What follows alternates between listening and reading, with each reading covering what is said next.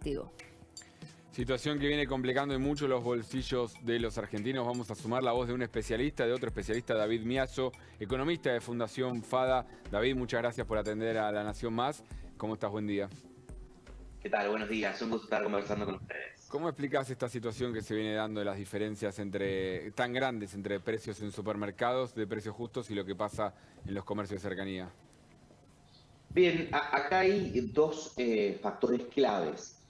Un factor que va más allá de precios justos, que típicamente estos comercios de cercanía tienen precios más altos que los grandes supermercados. De hecho, fijémonos que las cadenas de supermercados tienen formatos hiper, formatos super y formatos de cercanía que en alguna cadena se llama market y en alguna otra cadena tiene algún otro nombre, que son los formatos que típicamente vemos más, por ejemplo, en el microcentro en Buenos Aires o en los centros de las grandes ciudades a lo largo de Argentina.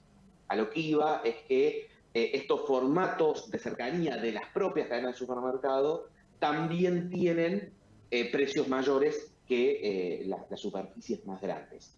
Y esto por ahí responde a una dinámica también de costos de operar superficies más pequeñas, donde se pierden algunas de las economías de escala de las superficies más grandes. Entonces, un primer factor que típicamente la cercanía cuesta, los formatos de cercanía cuesta más que los supermercados grandes, a lo que también se suma que no en el caso de las grandes cadenas, como explicaba recién con sus distintos formatos, sino como explicaba Sofía, en los supermercados asiáticos o en muchos otros supermercados pequeños que no pertenecen a la comunidad asiática,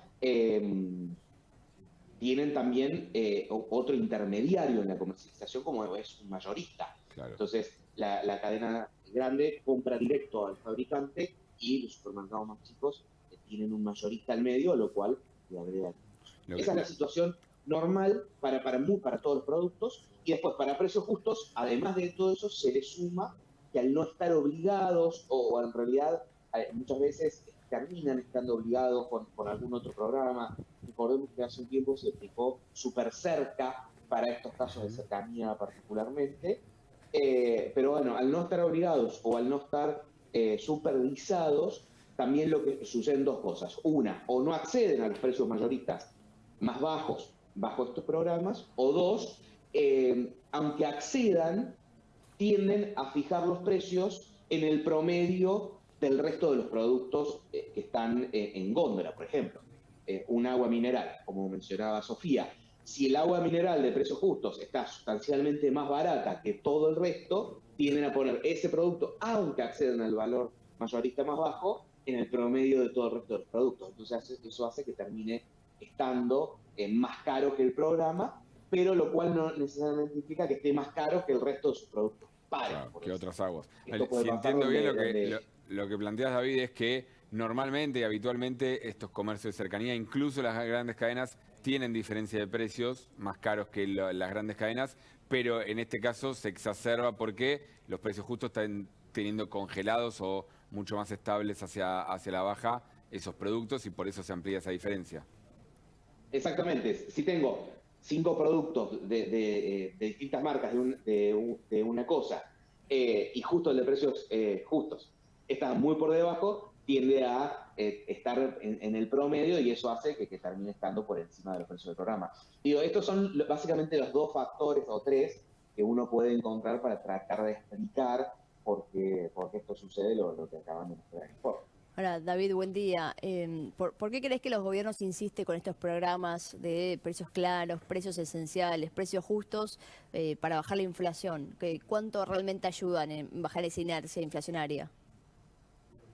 La verdad es que ayudan muy poco y lo ha demostrado la historia argentina, no es la primera vez en la historia argentina que se intentan implementar, siempre en los procesos inflacionarios han existido y existieron por primera vez en el Imperio Romano y tampoco funcionó.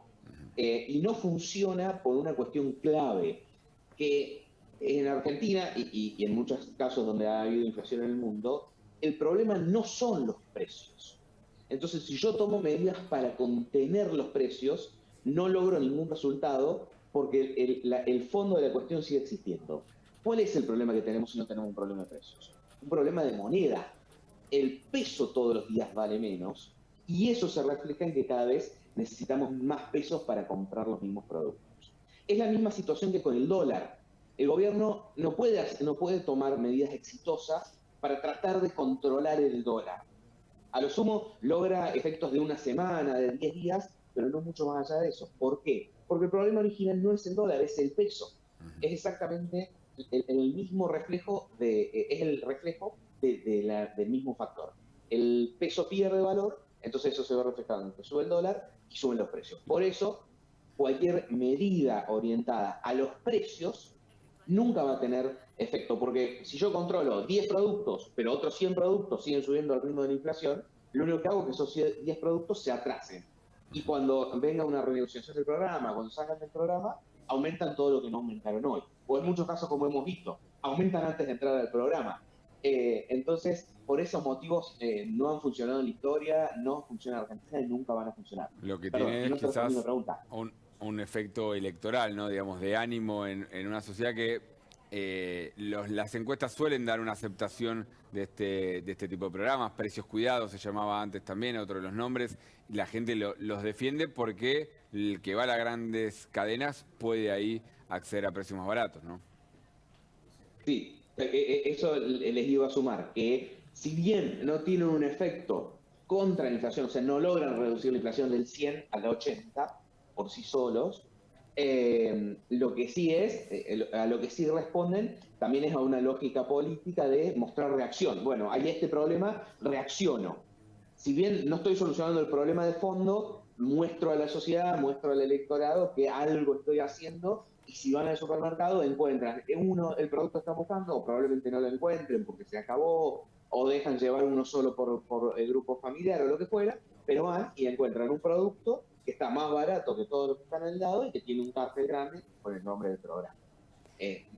Termina teniendo también ese fin político, aunque no tenga un impacto real sobre la inflación.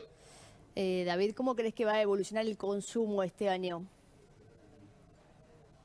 Mira, el consumo está muy ligado al poder adquisitivo.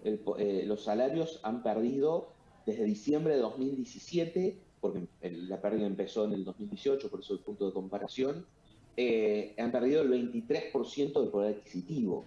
Y con inflaciones cercanas al 100% y una economía que va entrando lentamente en una recesión, o sea, la actividad económica se va ralentizando, es muy difícil que en una economía que no funciona los salarios equiparen una inflación tan alta. Entonces, es de esperar que durante el 2023 la pérdida de poder adquisitivo continúe, y si la pérdida de poder adquisitivo continúa, es muy difícil que el consumo repunte. De hecho, es también probable que empezamos a ver cómo se apagan algunos de los consumos que llamaban la atención.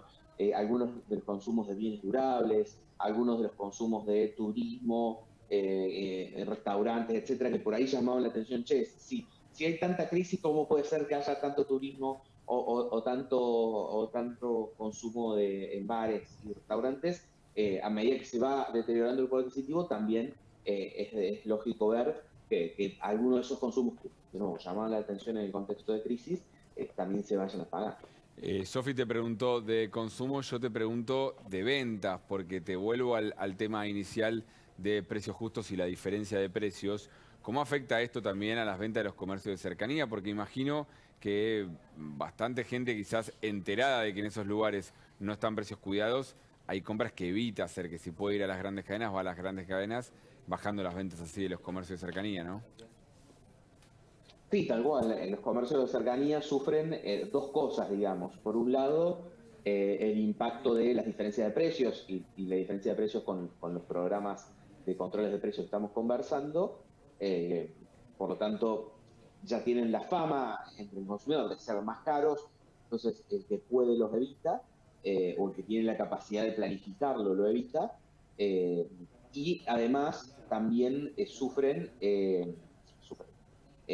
no tienen normalmente los acuerdos con los bancos que vos fijate que con muchas de las tarjetas de débito y crédito de las principales bancos, tenés en las principales cadenas descuentos ciertos días de la semana y en los comercios de cercanía no. Así que es un doble efecto sobre el consumo del hogar. Pero de nuevo lo que remarcaban ustedes, lo que remarcabas aquí recién, respecto a quienes menos ganan, tampoco tienen tarjetas de crédito con los que puedan acceder a estas promociones también. Así que es un doble efecto también respecto a la clase media que puede planificar la compra mensual, que la puede hacer con la tarjeta de crédito del día, que más beneficios tiene versus que va a comprar todos los días.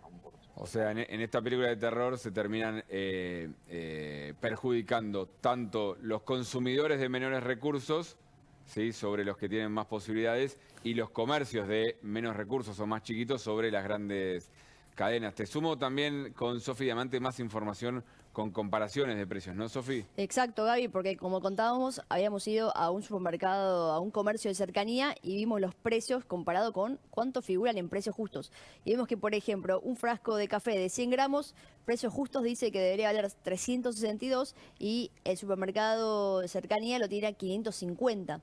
Miren lo que pasa con el agua con gas que decíamos 100 pesos, casi 101 pesos debería salir en precios justos, pero el supermercado lo vende a 2.70, es un aumento de 167.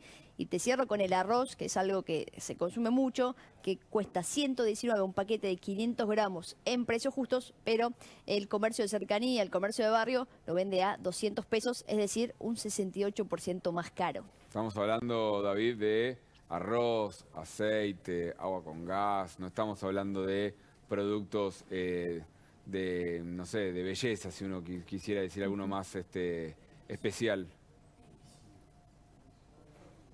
Sí, necesidades básicas, Claro. productos que cubren necesidades básicas y que también, obviamente, quienes menos tienen y también en una situación de pérdida por adquisitivo, cada vez el consumo se centra justamente más en todos estos productos de necesidad más básica, debido a que cuando no te alcanza empezás a sacar todos los productos que son más innecesarios. Entonces, también se primariza mucho el consumo, también el consumo se centra en segundas marcas, justamente en detrimento de las primeras marcas, ante la dificultad de poder cubrir todas las necesidades. Justo estamos con algunos problemas de señal, pero se entendió todo muy claro, David. Gracias por este diálogo con La Nación Más.